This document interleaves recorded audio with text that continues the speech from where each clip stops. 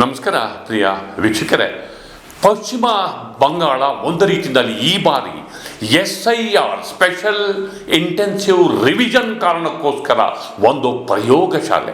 ಭಾರತೀಯ ಜನತಾ ಪಕ್ಷ ಪಶ್ಚಿಮ ಬಂಗಾಳವನ್ನು ಪ್ರಯೋಗಶಾಲೆ ಮಾಡಿದ್ದರ ಪರಿಣಾಮ ಒಂದು ರೀತಿಯಲ್ಲಿ ಈಗಿನ ರಿಸಲ್ಟು ಇಡೀ ರಾಷ್ಟ್ರ ರಾಜಕಾರಣಕ್ಕೆ, ರಾಷ್ಟ್ರದ ಪ್ರಜಾಪ್ರಭುತ್ವಕ್ಕೆ ಹೊಸ ತಿರುವು ಕೊಡುವಂತಹ ಫಲಿತಾಂಶ.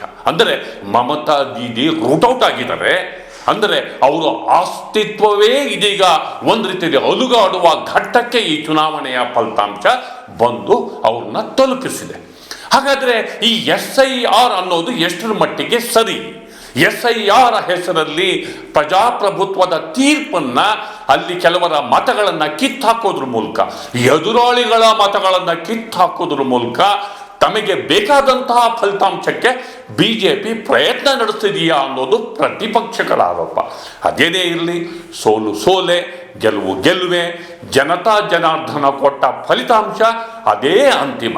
ಮಮತಾ ದೀದಿ ಅವರಿಗೆ ಹಠ ಅಷ್ಟೇ ಸಾಲದು, ಜಿದ್ದಷ್ಟೇ ಸಾಲದು. ರಾಜಕಾರಣದಲ್ಲಿ ತಂತ್ರಗಾರಿಕೆ ಇರಬೇಕು, ತಾಳ್ಮೆ ಇರಬೇಕು. ಆಂಟಿ ಇನ್ಕಂಬೆನ್ಸಿ ಬರ್ದಲೇ ಇರೋ ಥರ ನೋಡ್ಕೊಳ್ಳೋದಕ್ಕೆ ಏನು ಮಾಡಬೇಕು, ಅಥವಾ ಆಂಟಿ ಇನ್ಕಂಬೆನ್ಸಿನ ಪ್ರೋ ಇನ್ಕಂಬೆನ್ಸಿ ತಮ್ಮ ಪರವಾದ ಅಭಿಪ್ರಾಯ ರೂಪಿಸೋದಕ್ಕೆ ಚುನಾವಣೆಯಲ್ಲಿ ಎಂಥ ತಂತ್ರಗಾರಿಕೆ ರೂಪಿಸ್ಕೋಬೇಕು ಅನ್ನೋದು ಕೂಡ ಗೊತ್ತಿರಬೇಕಿತ್ತು. ಆದರೆ ಫಲಿತಾಂಶ ಬಂದಾಗಿದೆ. ಅದೊಂದು ಚಾರಿತ್ರಿಕ ಫಲಿತಾಂಶ.